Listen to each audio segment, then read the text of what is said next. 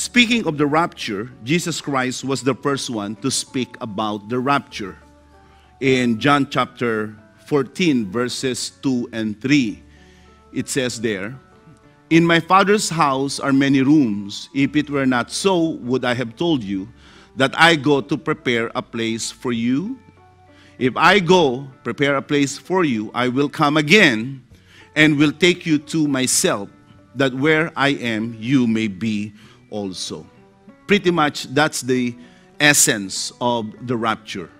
Christ Jesus from the heavenlies will suddenly appear, and in an instantaneous secret rendezvous with the saints, he will take the saints to be with him in heaven for eternity. These words of Jesus Christ was actually seconded and reinforced by the Apostle Paul in 1 Thessalonians in chapter 4 in verse 15. Can we use the NIV of the Bible? Because it says there, according to the Lord's own words. I like that. That's how you study particularly a lesson.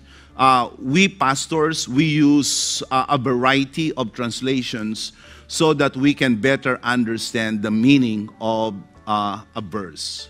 So according to the Lord's word, according to the Lord's word. That word there is in reference to John chapter 14 in verse 3.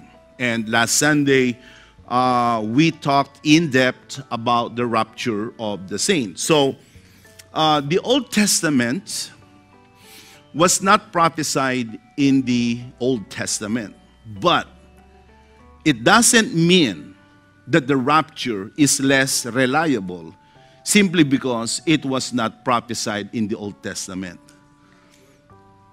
The mention of the rapture by Christ and by the apostles would suffice. It would suffice for us to believe, since it was our Lord himself who actually talked about these things. Okay?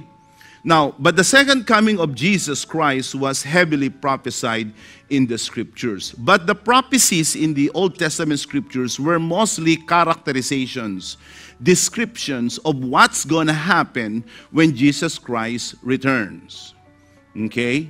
So that's how the Old Testament scriptures prophesied the coming of Jesus. They spoke more about the outcome, the consequence.